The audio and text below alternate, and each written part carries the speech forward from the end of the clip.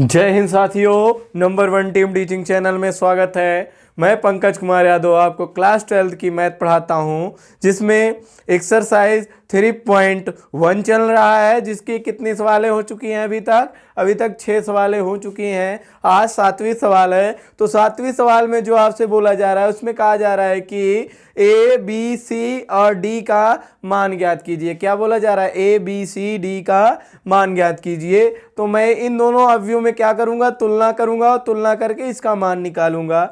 तो मान लीजिए मैं पहले इससे करता हूं, तो मतलब a plus A minus B बराबर क्या आ गया? -1 आ गया। इसको मान लेंगे क्या? इक्वेशन नंबर फर्स्ट मान लेंगे। क्या मान लेंगे? समीकरण नंबर फर्स्ट मान लेंगे। और दूसरा 2a plus C equal to क्या आ जाएगा? 5 आएगा। इसको हम समीकरण नंबर 2 मान लेंगे। उसके बाद आपका तीसरा जो बनेगा वो क्या बनेगा? 2a minus B equal to क्या बन जाएगा? 0 बन जाएगा। इसको क्या मानेंगे? समीकरण नंबर 3 मानेंगे। और उसके बाद एक लास्ट बचता है 3c plus D equal to क्या है? 13 है। क्या है? 13 है। तो ये इसको मान लेते हैं समीकरण नंबर 4। ये आपका जो दिया गया था उसका मैंने तुलना करके निकाल लिया है। और उसके पश्चात मैं क्या करूंगा? समीकरण जो 3 दिया गया है इसको सर्वप्रथम सॉल्व करूंगा। तो समीकरण 3 को मैं सॉल्व करता हूं। तो जैसे आपको 2a माइनस बी इक्वल क्या दिया गया है? 0 दिया गया है। तो ये b इस साइड आएगा। 2a बराबर क्या हो जाएगा? b हो जाएगा। मतलब जहां पे b है वहां क्या रखना है? 2a रखना है। तो पहले समीकरण में मैं रखूंगा a minus 2a equal to -1। देखिए सिंपल है। ठीक, क्या किया? जहां b है वहां क्या रख दिया? 2a रख दिया, क्योंकि b बराबर क्या आया है? 2a आया है। तो रख दिया। तो ये क्या हो जाएगा? -a बचेगा इक्वल टू -1। ये माइनस से माइनस कैंसिल। a बराबर क्या आपका आंसर आ गया? 1 आ गया। अब यहाँ b बराबर क्या आ जाएगा? a की जगह क्या रख देंगे? 1 रख देंगे।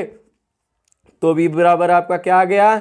2 आ गया। क्या आ गया? b बराबर 2 आ गया। उसके पश्चात हम आगे बढ़ेंगे। तो आगे वाले समीकरण 1 को सॉल्व करेंगे, समीकरण 2 को सॉल्व करेंगे। समीकरण 1 हो गया, समीकरण 3 हो गया। अब समीकरण 2 को सॉल्व करना है। तो क्या समीकरण 2 आपका दिया गया है? तो दिया गया है 2a plus C equal to 5। क्या दिया गया है? 2a plus C equal to 5। तो जहां पे a है वहां पे कितना रखेंगे? 1 रखेंगे और प्लस सी इक्वल टू 5। अब देखिए ये 2 इस साइड आएगा तो क्या हो जाएगा? 5 माइनस 2, मतलब c बराबर आपका आंसर कितना आ गया? c बराबर आपका आ गया 3। और उसके बाद फाइनली लास्ट जो बचता है आपका d वाला। तो d वाला समीकरण नंबर 4 में क्या रखेंगे? c का मान हम रख देंगे। तो क्या आ जाएगा आपका? d का मान आ जाएगा। देखिए 3 त्रिका 9 प्लस डी इक्वल टू 13। अब 9 को उस साइड भेज देंगे तो d बराबर क्या आ जाएगा? 13 माइनस 9, मतलब कितना बचा? 9 4 13, मतलब d का मान कितना आ गया? d का मान आपका आ गया 4। कितना आ गया? 4। तो पहला आंसर आपका कितना आया है? 1 आया। दूसरा कितना? 2 आया। और तीसरा 3 आया। और चौथा 4 आ गया। तो आई होप आपको क्वेश्चन समझ में आया होगा। तो आप इसको नोट कर लीजिए, तब अगले क्वेश्चन की ओर हम बढ़ते। तो फ्रेंड्स, ये अगला क्वेश्चन जो दिया गया है ये तो आपको आई होप आ गया होगा। यदि आपके पास बुक होगी तो आप इसको सॉल्व कर चुके होंगे। लेकिन आपको मैंने फर्स्ट लेक्चर में क्या बताया था? एक बताया था वर्ग अवयव। क्या बताया था? वर्ग अवयव।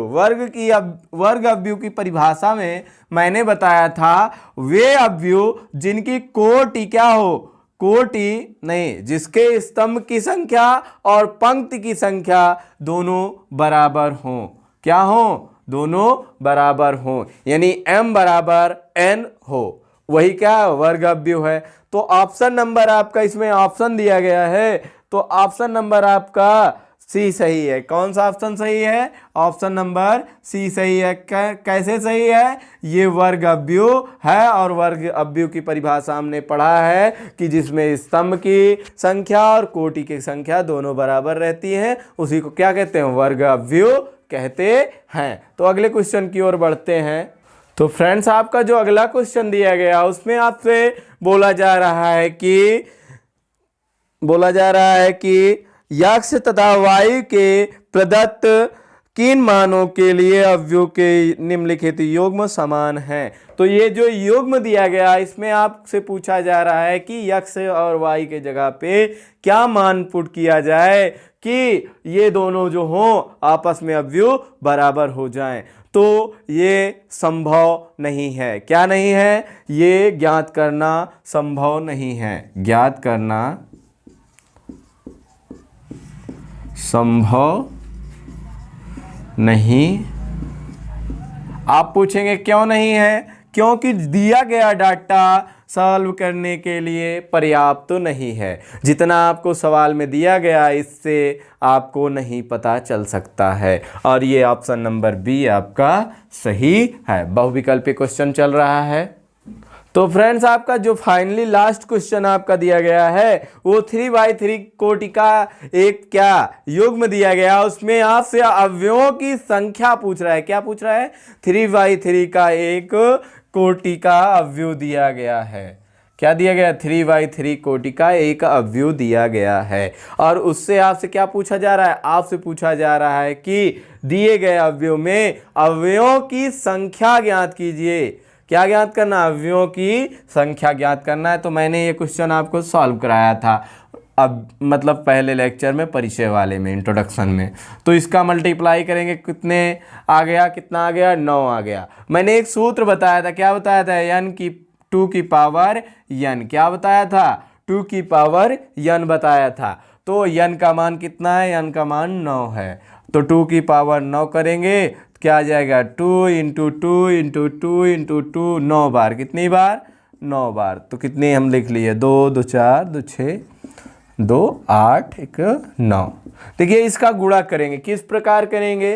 तो कुछ बच्चों को नहीं आता है तो 2 2 जा 4, 4 2 जा 8, 8 2 जा 16 मतलब 16, और 16 दूनी 32, 32 दूना 64, 64 दूना 128, 128 दूना 256। कितना?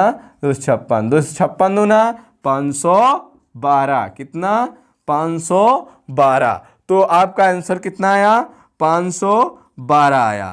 तो ऑप्शन नंबर डी आपका सही है। तो आई होप आपको क्वेश्चन समझ में आए होंगे। तो यदि आपने चैनल को सब्सक्राइब नहीं किया है तो सब्सक्राइब कर लीजिए और जितना ज़्यादा हो सके शेयर करिए। तो thank you for watching. Good bye.